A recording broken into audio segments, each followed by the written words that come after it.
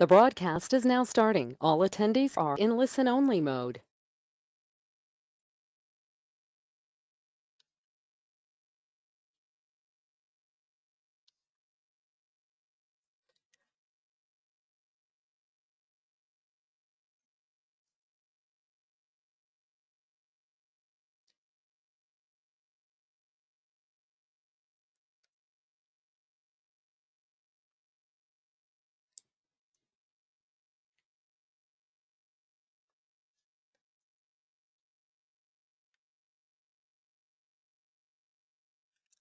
Hi, this is Sophia Asan from the Reproductive Health Supplies Coalition. Our webinar will be starting in a few minutes.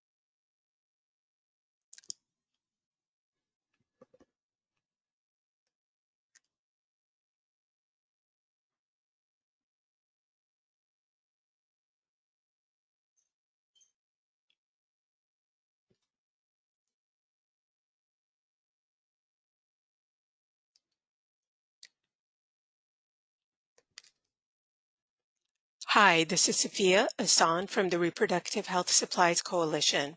We'll wait a couple of minutes as we have more people coming online, and then we'll begin our webinar.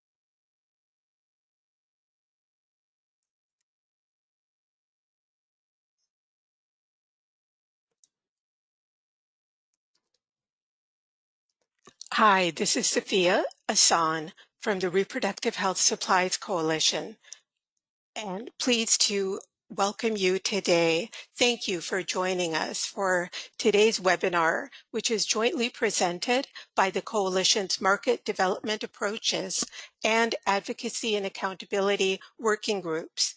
As a logistical note, wanted to advise you that you are in listen-only mode and you can at any time feel free to type questions that you may have into the question box in the panel on your screen. And the questions will be addressed during the Q&A portion as time permits. Today, we'll be hearing about a new replicable approach to identifying inequities in family planning that was developed under the USAID-funded Health Policy Plus, or HP Plus, project. Specifically, HP Plus's approach can be used to answer the who, what, and where of inequities in family planning. Who is experiencing inequity? What components of family planning are not being delivered equitably? And where geographically is the equity occurring or inequity occurring? This webinar will showcase HP Plus's approach, how it can be applied, and results from its application to Uganda. We'll also discuss how this approach is relevant for private sector engagement and advocacy efforts, and hence how it can be leveraged by coalition members. We're pleased to have 4 presenters with us here today. Kaya Jurczynska is a technical advisor on the HP Plus project, specializing in demography and family planning.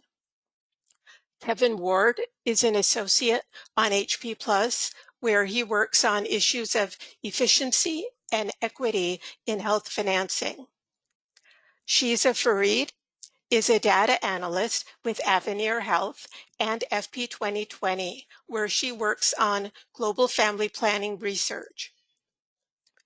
And Lubov Teplitskaya is a senior associate on HP Plus with expertise in health system strengthening and health economics, with a focus on health equity issues. We'd also like to recognize Kristen Beach, a team member on this activity, who is a data analyst working in demography and family planning. With those introductions, I now pass it on to Kaya. Thank you very much, and welcome everyone to this webinar. Perfect, you see our pictures there. If you could please progress to the next slide. I first wanted to just start off by saying a huge thanks to the Reproductive Health Supplies Coalition for having us here today, particularly to Safia and Tanvi for their support and interest. So thank you very much to all. On the agenda for today, we have 6 segments. We're going to begin with background on inequity in health, healthcare, and family planning. We'll then do an overview of HP Plus's new approach for diagnosing inequity and family planning programs. And while we're certainly not experts in private sector engagement, we'll share some brief thoughts on how this analysis can actually support private sector engagement and advocacy efforts, advocacy and accountability efforts. We'll then share results from the application of this approach in Uganda and a few closing remarks, and then we'll move on to the Q&A. Next slide, please. So to begin, we're going to review some inequity fundamentals. Next slide. What is inequity? Inequity speaks to differences between groups of people that are avoidable, unfair, and unjust. As you can see, these are more than just pure differences between subgroups, which would fall in the domain of inequality, or the second point here. Inequalities often arise from natural biological variation, whereas inequity is an ethical concept in which we're actually making judgments about which situations are unfair or unjust. And many people have put forward several criteria or conditions to gauge inequity, and they vary, but there's some consensus. One, for instance, is the extent to which choice was involved. If it's out of your direct control, hence it's more likely to be inequitable. Let's see, another criteria here is the extent to which the interventions to address inequity are actually less or more available to some compared to others. But as many have recognized, the distinctions between inequity and inequality aren't always clear or really even essential. In some cases, an inequality is used to capture basic differences, even when something actually is inherently unjust or inequitable.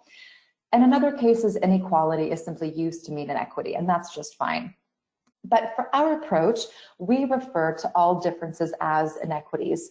And I think this is going to become clear in the subsequent slides, but we assume that the majority of differences that we observe in family planning especially are avoidable and unjust. And sometimes that's due to overt discrimination, but other times that's really due to much more subtle structural barriers. And I think we tend to really underestimate the effects and the presence of those more subtle barriers. On the right-hand side here, you see that equity originates from the right to the highest attainable standard of health. And there, equity in health means that everyone has a fair opportunity to reach their health potential, regardless of their wealth, their education, sex, age, race, or ethnic group, and so much more. But this is inherently different than equity in health care, which is the box on your bottom right. And healthcare pertains to the programmatic elements that actually shape those outcomes. So I think we're all familiar with these four terms here because there are four interrelated and essential elements of healthcare to which we are all entitled, and that is availability, accessibility, acceptability, and quality, otherwise known as AAAQ. Next slide, please. The right to health includes family planning information, services, and supplies. Importantly, equity in family planning does not necessarily mean equal use. The use of family planning is equitable only if it adheres to free choice and actually reflects people's needs. And in order to have that free choice, and for equity within family planning, we have to take into consideration to what extent subgroups experience equity in those four components. So availability, accessibility, acceptability, and quality of information and services. And this holistic perspective is, I think, best articulated by the FP 2020 Rights and Empowerment Working Group, who write, as you can see here, that individuals have the ability to access quality, comprehensive contraceptive information and services free from discrimination, coercion, and violence. Importantly, quality, accessibility, and availability of contraceptive information and services should not vary by non-medically indicated characteristics. And that includes, again, age, your geographic location, your language, your ethnicity, your disability, your HIV status, and so much more. And what that ultimately means is that equity needs to be interrogated beyond just use alone. And this point about examining inequity beyond uptake, and I think many other valuable recommendations for family planning exist in the discussion paper that you see on the right here. And this is on equity for the High Impact Practices Partnership. Next slide, please. So let's take a closer look at what AAAQ and family planning actually looks like. And we're not going to go over each of these definitions in detail, but they will be available on the RHSC website. But let's take a look at one that I think is really common for all of us, which is accessibility, and that includes physical access, financial, and information access. And what that means or looks like in practice is that family planning should be available within safe geographic and physical reach for all. Commodities and services should be provided at no cost or such that ensures that nobody is disproportionately financially burdened. And finally, everyone can access evidence-based family planning information that's consistent with need, that takes into consideration people's age, their language ability, their disability, and any other status. What are some real-world examples of inequities within these components? Well, we'll take a look at the next slide. And this is, again, the example of accessibility. So an inequity example here would be a program that produces and distributes family planning brochures that feature fairly complex explanations in one language in a community in which multiple languages are spoken and many people are illiterate. Another example may be that facilities are inaccessible for women who are physically disabled. And one final example for accessibility may be that consumables required for implants and IUDs have to be paid for by clients, and they are really cost prohibitive for low-income women and families, which ultimately curtails their contraceptive choices. Next slide, please. Despite the increased focus on addressing inequity in health and family planning programs, we interestingly still don't have a replicable approach that can really be used easily to identify inequities. One common limitation, as you see here, of existing approaches is that they focus a lot on those wealth differences in family planning without focusing on the other characteristics by which people vary. Another limitation is that studies have been too focused on program outcomes, such as modern method use, rather than, again, those essential health care elements like AAAQ. Another potential limitation is that most analyses focus on quantifying inequities nationally with little or no attention to subnational realities. And in the last few years, we have seen that there's been growing attention, of course, to the subnational level. But really, we have to recognize that that's where the vast majority of programming decisions are made. And so we really need to interrogate inequities regularly at this level. And importantly, the methods used exist in the realm of research, which isn't easily replicable for programs and applied by anyone and everyone. So in response to these limitations, we at the Health Policy Plus project developed this replicable approach for diagnosing inequity in family planning programs specifically. And to tell us more about this approach, I am now going to pass it on to my colleague, Kevin. Thanks, Kaya. Next slide, please. Sure. So now that we've reviewed the concept of inequity in the context of family planning and touched on some of the weaknesses in existing methods used for identifying it, we'll walk through the approach that HP Plus has developed for diagnosing inequities in family planning programs. Next slide. So our approach was designed to identify inequities for a range of commonly disadvantaged subgroups, so not just limited to comparing the poor to the rich, for various components of family planning, so as Kaya mentioned, not just limited to use, and finally at the national level as well as for each subnational region. This approach answers the who, what, and where of inequities in family planning. Who is experiencing the inequity, what components of family planning are not being delivered equitably, and where geographically is the inequity occurring. This level of specificity is key to guiding decisions around the funding, design, and implementation of national and subnational level programs. We also wanted our approach to be relatively simple, and so that it could be applied in any country with a demographic and health survey. And to encourage others to do that, we are making the code available in R and open source software, along with an Excel workbook to facilitate interpretation of the results. Next slide, please. So let's get into the details of the methodology here. So the main analysis is a series of multivariate logistic regressions for 5 different components of family planning at the national level and within each subnational region. Every regression compares the odds of receiving a given component for 7 selected disadvantaged subgroups of women and their counterparts.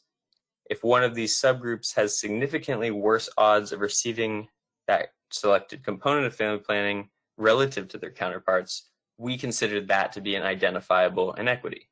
And one note is that for this analysis, an inequity is defined as a statistically significant result using a p-value cutoff of 0.05 that is unfavorable to the disadvantaged group. Next slide.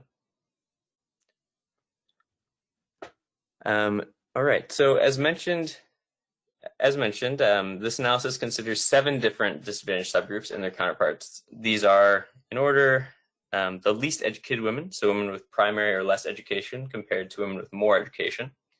The youngest women, here, women aged 15 to 19 versus older women of reproductive age, 20 to 49.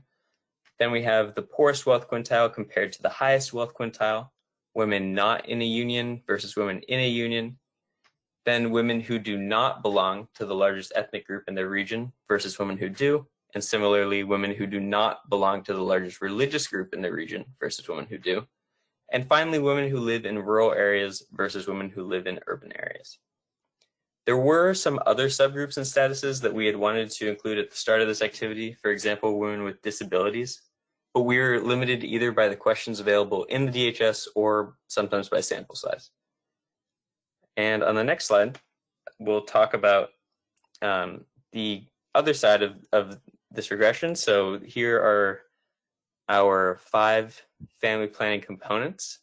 First, we have access to information, which is gauged by women's exposure to any form of family planning mass media. So that could be television, newspaper, mobile, or radio. Then we have access to services, where we looked at whether a woman was told about family planning either by a provider at a facility or by a community health worker.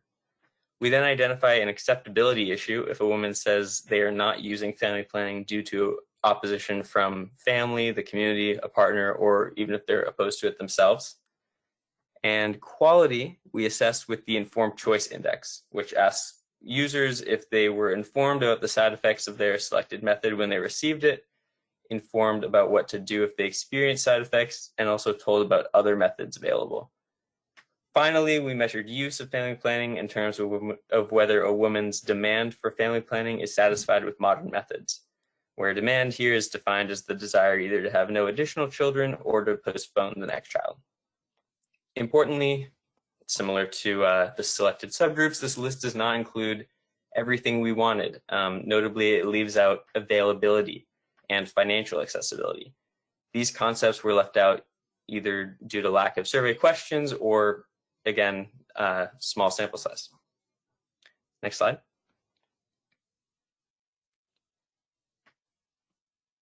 So in any country with a demographic and health survey that is representative at the subnational level, we can generate 3 different kinds of results. First, we can look at the national level, which will just provide us a high-level overview of inequities.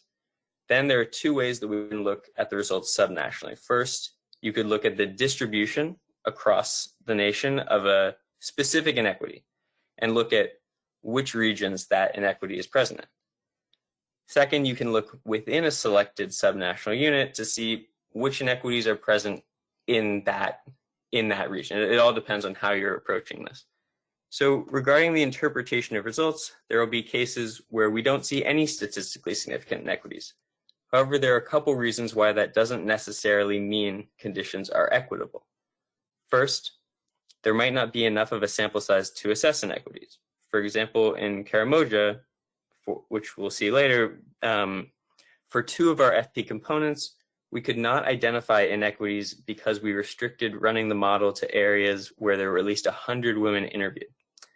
And second, models are not perfect. A given subgroup in a given region may not experience an inequity in the exact way we've chosen to measure each component. But if we were to change our measure, we may very well see an inequity. So, with all that said, we still believe this approach is rigorous, replicable, and relevant for policy and programming across multiple levels of decision making. But there are some limitations. For one, the subnational analysis is limited by survey sampling of the DHS, so it can go only as far down as the level to which the survey is representative.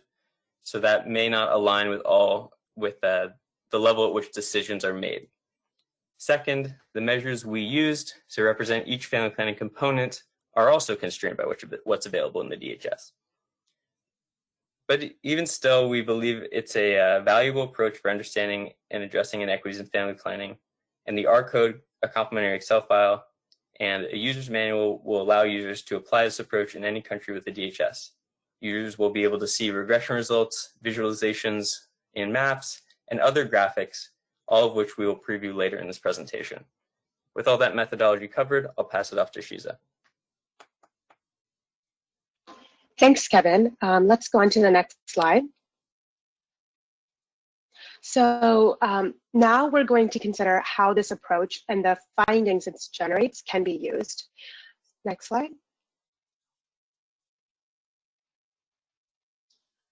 Broadly, findings generated through this approach can be used to improve family planning policy, funding, and programming decisions. From the policy perspective, results can be used as evidence for post-FP 2020 commitments and family planning costed implementation plan goals, helping ground and articulate who really should be the beneficiary or the focus of efforts. As an example, findings from one country suggest that unmarried women are experiencing the most inequitable conditions. Hence, this group could be the focus of one set of commitments. Now let's focus on the funding perspective.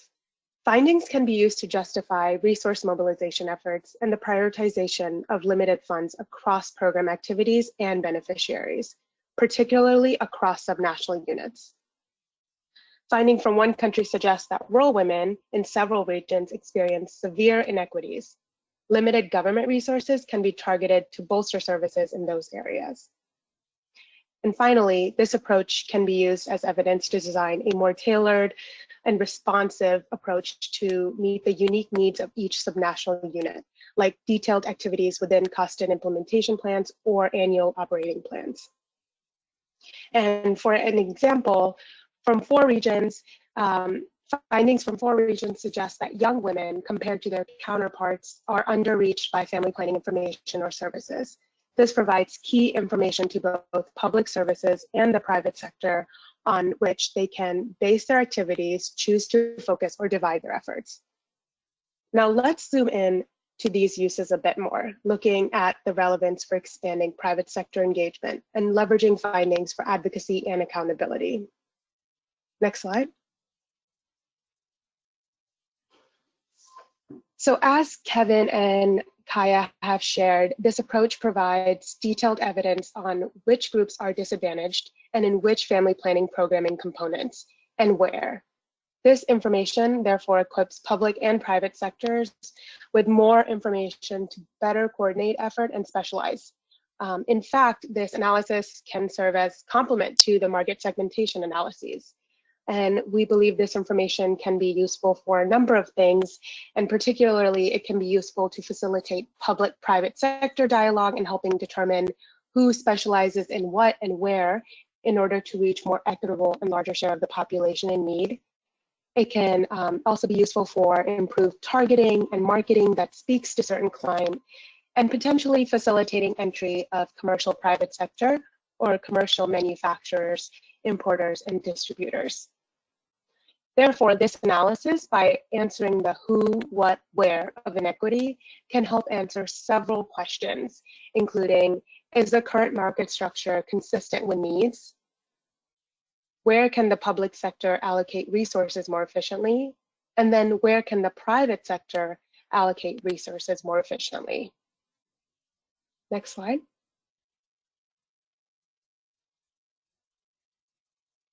Furthermore, evidence generated through this approach can also be leveraged for advocacy and accountability efforts. For instance, this analysis can be used to make the case for investments in subgroups who face the most pervasive inequities, such as ethnic or religious minorities, the least educated, or others. Importantly, this analysis can be used to make the case to both national and subnational actors, and the public and private actors. Given the subnational focus of this work, this analysis can also provide evidence for making the investment case in any under-resourced, inequity-dense region. Finally, through this analysis, one can effectively hold commitment makers accountable for the pledges they have set, including those in the cost and implementation plans or the next family planning initiative. Next slide. So this slide is quite dense, and it reflects what we already know, that there are many other tools available for better understanding family planning dynamics, and you can see some of those listed here. Part of what distinguishes this method is that it explicitly focuses on understanding equity with respect to family planning, rather than interrogating family planning as the family planning market, like the tools you see at the top of the list on this slide. Because of this, as we have mentioned, it is a great complement to existing tools. Compared to other equity tools and analyses, however, this approach is distinguishable in that it is focused on a broader set of disadvantaged groups. It also examines inequity with respect to health care rather than just the health outcomes. And then it is also looking at inequities at the national and subnational levels using statistical techniques. And finally, it is easy to use and replicable. Next slide. Now let's take a look at the results that we have described in this approach using the 2016 Demographic and Health Survey. First, we will say a few words about Uganda's family planning context, and then we'll showcase the results across the 3 levels that Kevin described. Again, those are the national level, looking at the results 2 ways during the subnational units, across subnational units, and then within subnational units.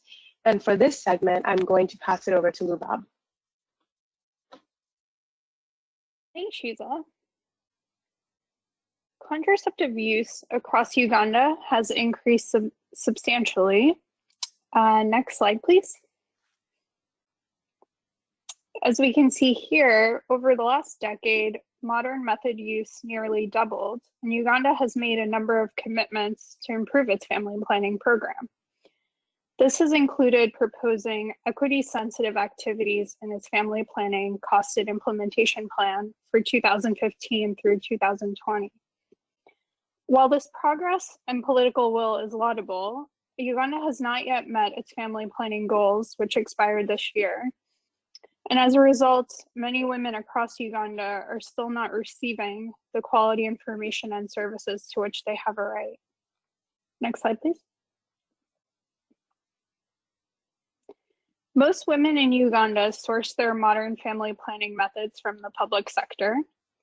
However, as you can see from the map on the left, there is some variation across regions.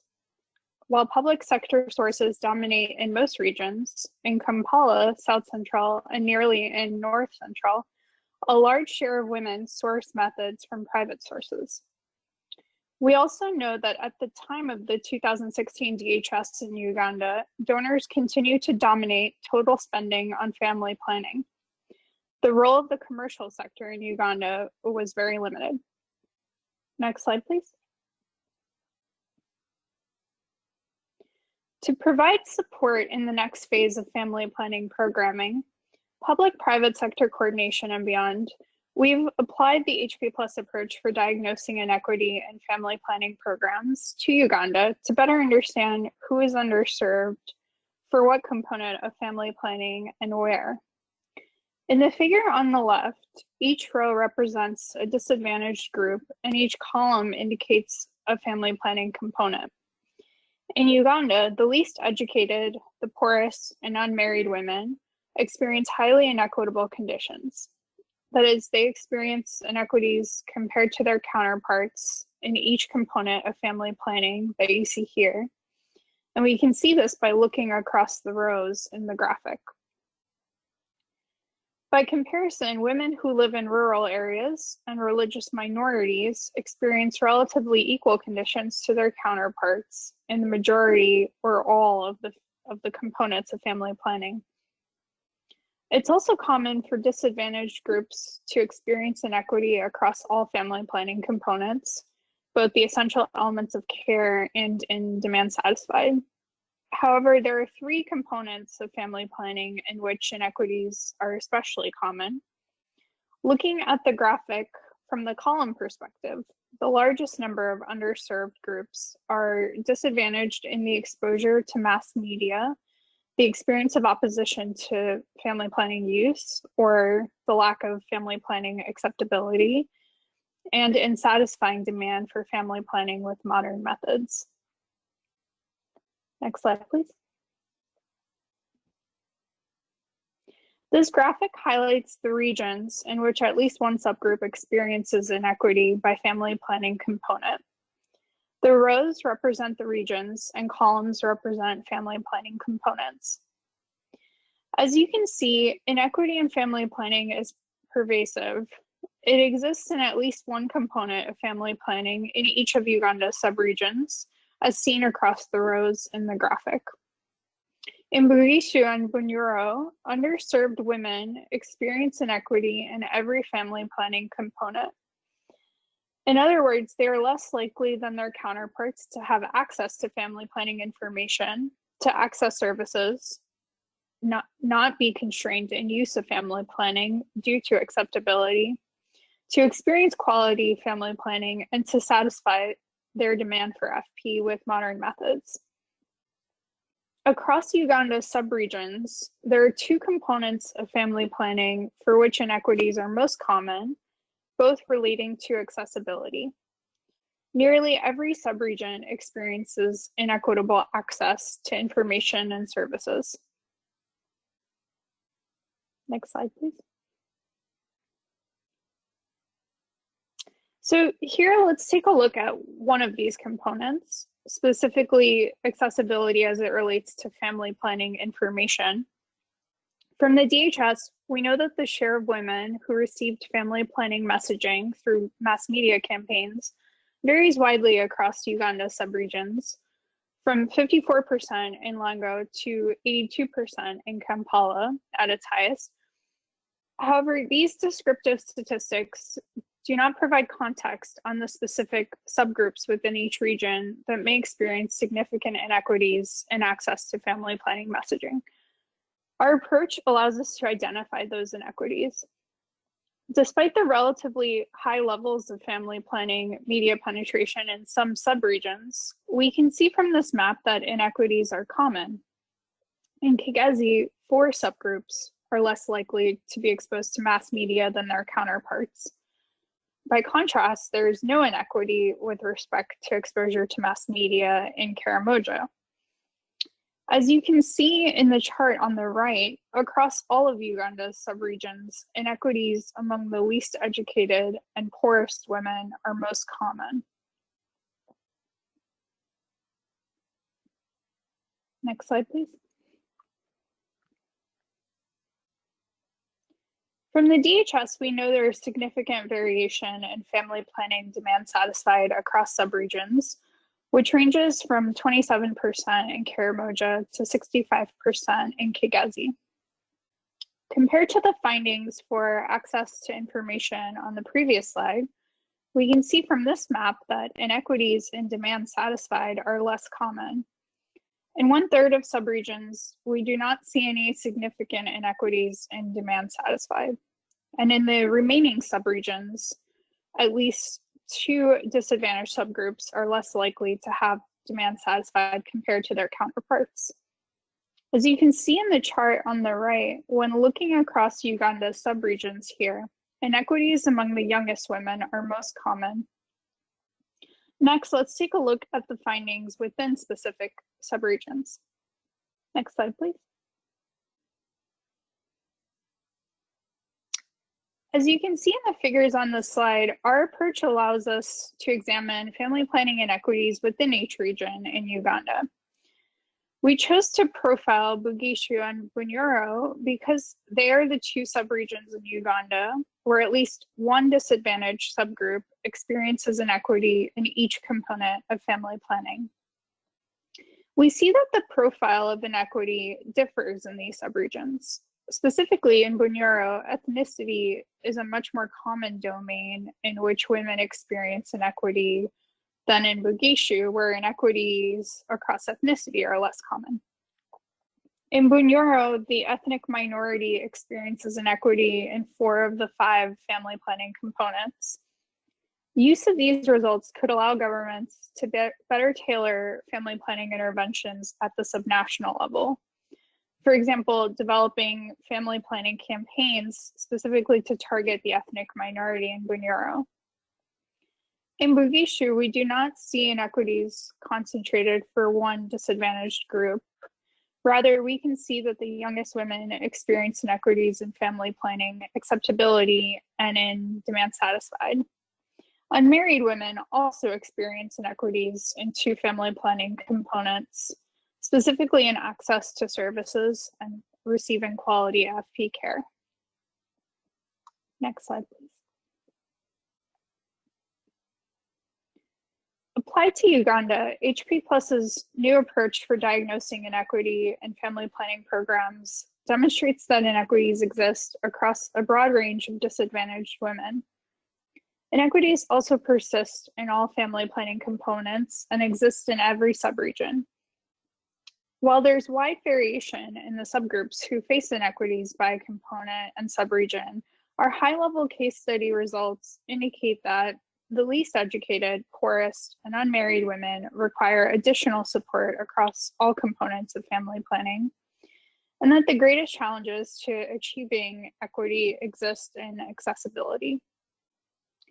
As we saw in our results, the inequity profile of each region is very different. Developing adequate recommendations and solutions requires a close examination of findings by and across regions. Given that we do not want to generalize recommendations here, this analysis provides evidence that can be used by district governments and private sector actors in Uganda to develop equity-sensitive family planning activities and tailored campaigns. In addition to better prioritizing family planning interventions across subgroups, regions, and components of programming, multi-sectoral approaches are needed to reduce poverty and improve education outcomes, which still serve as two core determinants of family planning outputs and outcomes. So now I'll pass it over to Shiza for some closing remarks. Thanks. Thanks, Lubab. Let's go on to the next slide. Great. So many family planning interventions in public and private sectors alike have the goal of removing inequities, but it isn't always clear that they really do. Today, we've shared an approach to looking at inequity that is systematic, and it recognizes that inequity is a complex issue and that we all need to think beyond just family planning use. In other words, examine indicators beyond contraceptive use. We also need to examine the experience of many subgroups, not just those that are poor, and we need to evaluate both the national and subnational levels. Refining how we look at inequities will better identify the three things: where the inequities exist, for which FP components, and among whom disadvantage is concentrated.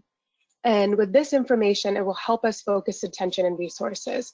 It provides evidence for facilitating public-private sector dialogue and better coordinating activities across actors in any country, as well as compelling decision makers to act and holding them accountable for the pledges they have already made. Ultimately, the goal for this methodology is to better serve individuals. It brings rigor to an issue we all care about, and it is replicable. It's a replicable analytic approach. HP Plus is also preparing an analytic note to explain the methodology that Kevin shared, as well as a policy brief that summarizes the findings that Lubab presented here today.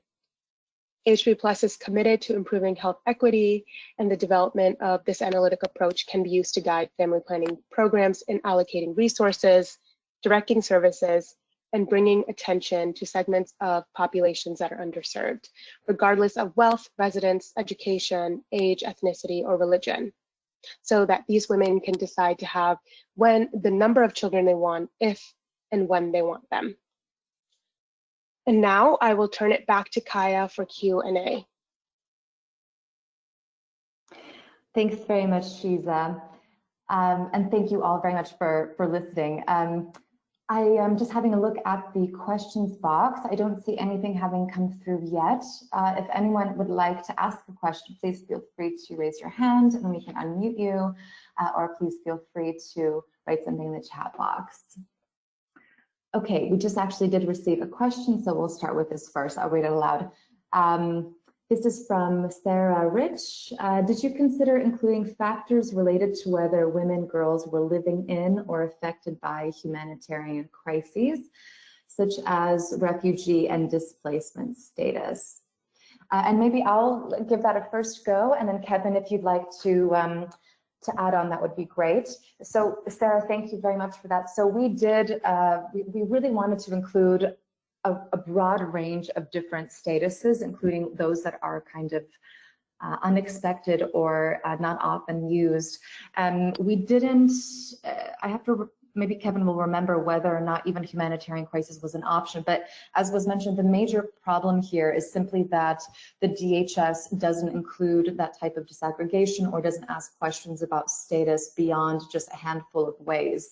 And so that wasn't something that was that had sufficient or that didn't even exist in the first place. And in some cases, when we did see an interesting background characteristic, we simply couldn't use it because there were too few women in that category.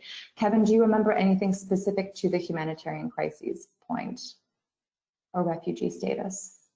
The only thing I remember specific to it is that we did specifically look for it. I think there is no question in the DHS, but it could also be what you said about not enough observations. I'm not quite sure, but we definitely looked into it. Great, and this is also just kind of our call to action to the DHS, and we look forward to feeding back some of this to them, that it would be really great to understand women and anyone who's really surveyed by the program along a few additional categories than the ones that are currently being asked. Thank you for that question. So the next question comes from, and please forgive me any poor pronunciation here, Selmia Rama Rao. Could you clarify which variables from the DHS data set were used to measure accessibility? For example, accessibility to info through mass media requires that the household have a TV or radio. So do these variables capture economic status, wealth, or true exposure to mass media? Please comment. Thank you. So I'll perhaps give Kevin that one, and Shiza could potentially add on if there's interest. So yeah, that's exactly right for access to services. I think we included TV, newspaper, radio, and mobile.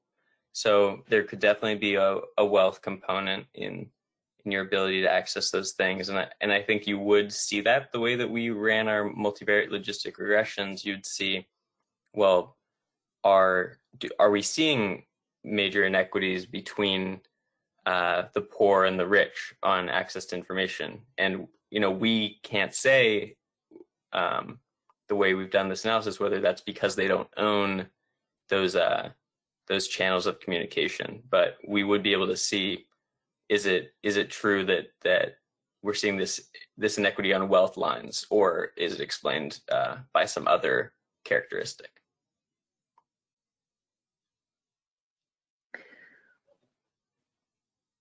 Great.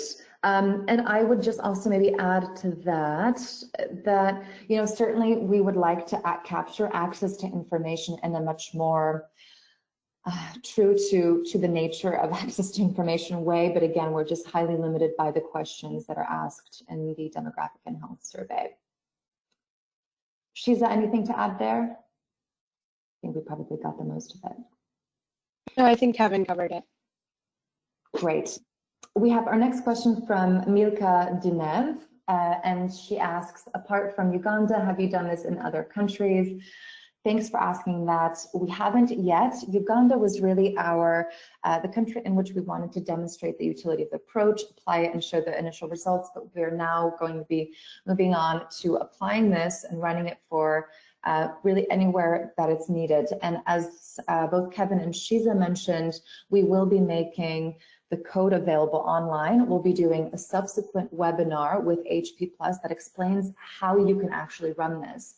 And the process will be very easy. So for instance, if you have a recent survey that you'd like to use from Nigeria, or any other country, you're able to download that survey, you download our code, and there are just a few simple steps to run that and generate the findings that will be in Excel, easily interpretable, with a lot of the kind of number crunching and analytical bits done for you. So all to say that Uganda for now, but we look forward to doing it in more countries and for you to do it in countries that are relevant for you as well.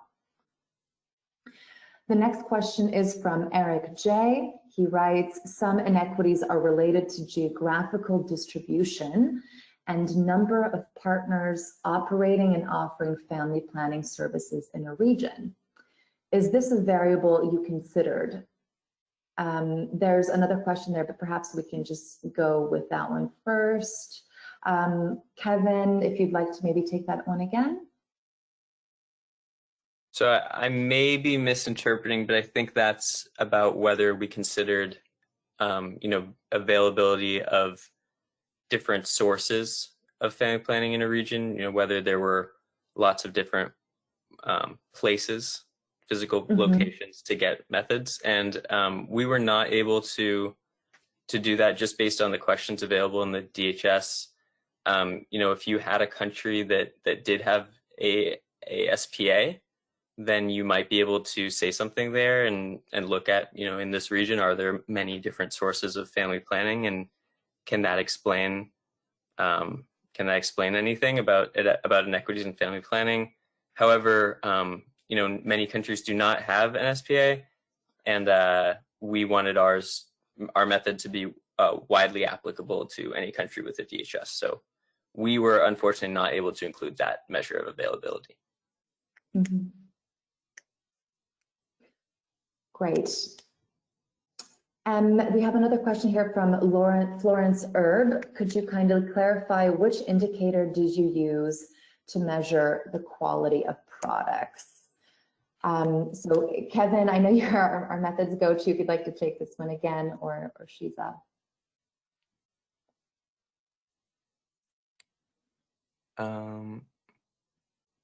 Sorry, this is the same one from Eric, or no, this is the next one from Florence. Oh, the next one, I'm sorry, yeah.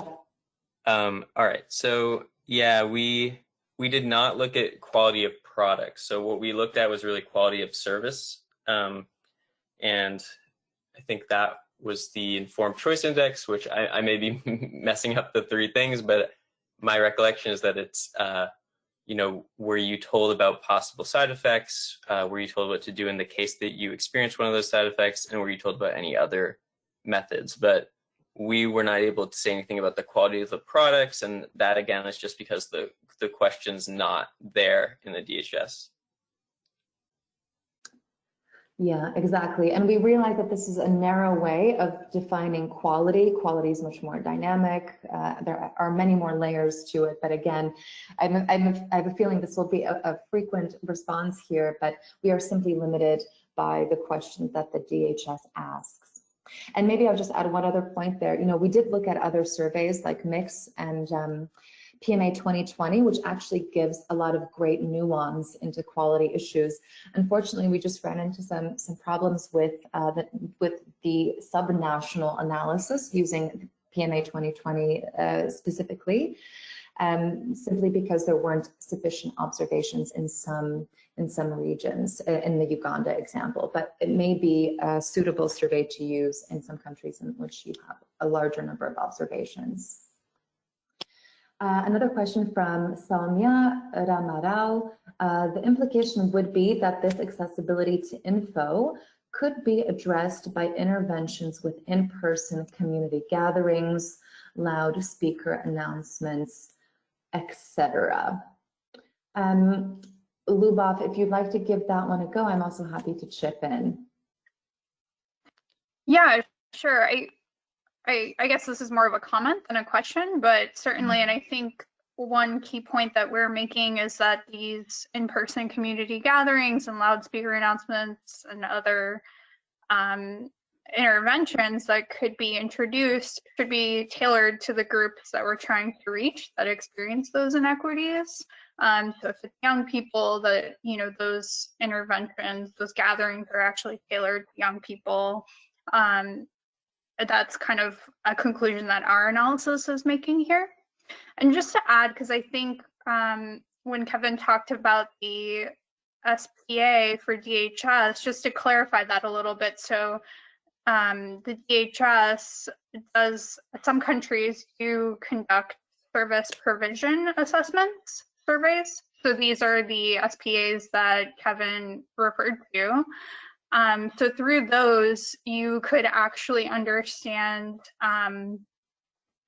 this availability dimension better for family planning. So you could, if a country did have a module with an SPA in the DHS, you could assess availability of contraceptives and supplies, provision of STI treatment for family planning clients, even user fees. So you could broaden this analysis, this approach a bit more if the country did have an SPA.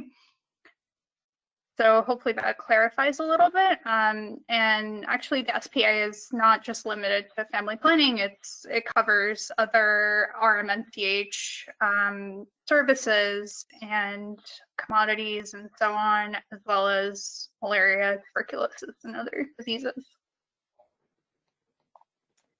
Great, thank you very much. We have a question here from Tess Shiraz. Could you explain further how the approach and evidence that gives you can help identify public-private competitive advantage or collaboration in more detail? So maybe I'll hand that over to Lubov and then Kevin.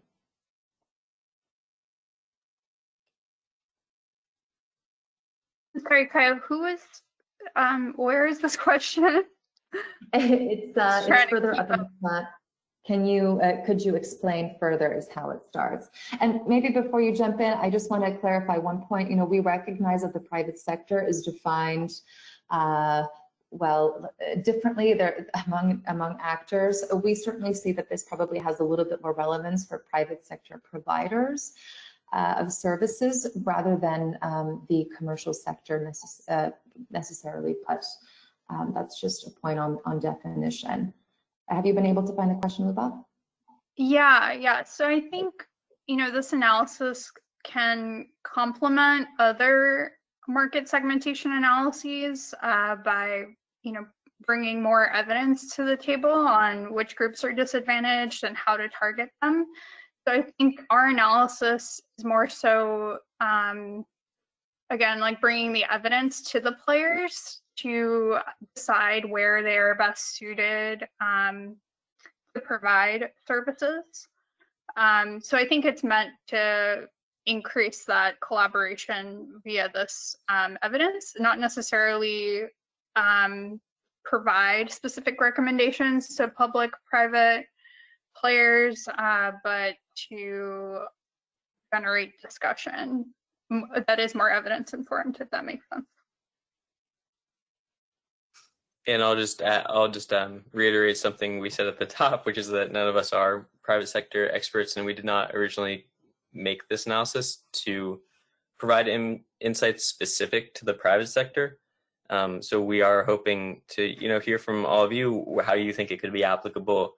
Our idea is basically that this really allows you to get specific about the inequities and serves as a good starting point to think about which inequities really can be dealt with by the private sector and which ones are better left to the public sector.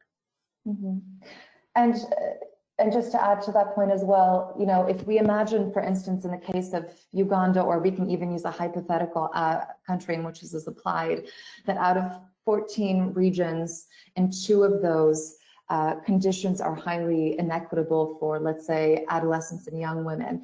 And we know that in those 2 regions, actually private sector penetration is very high. And we know that there's a general preference for private sector services among youth. You know, that could be one bit of information that could explain that, for instance, it would be better to reach those inequities or fill those gaps through the private sector than, for instance, further extending public sector services through traditional clinics.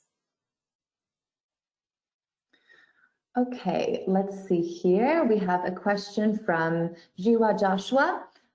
In consideration of various cultural norms and values, of which some are dominated by male chauvinism and polygamous in nature, how can family planning be improved without demeaning these cultures? That's an interesting one. Would anyone on the team like to give that a go?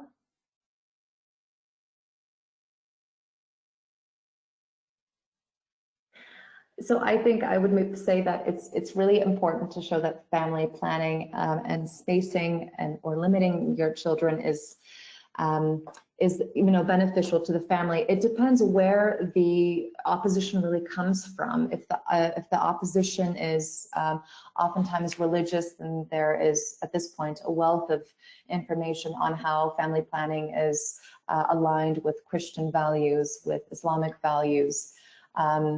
If the opposition comes from another perspective, there's, at this point, aggregated arguments that you can make in order to in order to create, what am I trying to say here? In order to create a more hospitable environment for family planning. So I feel like that maybe falls a little bit outside of what we're doing here. But certainly there are plenty of resources on that available online and on the FP 2020 website. Yeah, thanks, Kaya. And I think just in general, like context is really key. Our approach is just an analysis approach to understand inequities, but I think understanding these nuances in each country when you conduct the analysis is really important as well, and framing the results with the country context is super important. So while we are making the code available so that others can use the approach, I think tailoring the results to the country's context is super important here. Great, thank you. I'm conscious of time. I'm just saying one question here from Grace. We will be making the code and supporting materials available on the HP Plus website. So we'll certainly share that link also with our HSC members. And I'm not sure if we have time for any more questions. I might turn it over to Sophia to guide us there. Thank you very much, Kaya. And it may be best for us to go ahead and wrap up, but we really appreciate the presentation today. Saying thank you so much to our presenters for their thoughtful sharing of this exciting work that's been done around diagnosing inequities. And the recording and the presentations will be made available to you. They'll be sent out by email to the listservs, as well as being stored on the website. So this will all be available to you. And thank you very much for joining us today. Have a great rest of your day.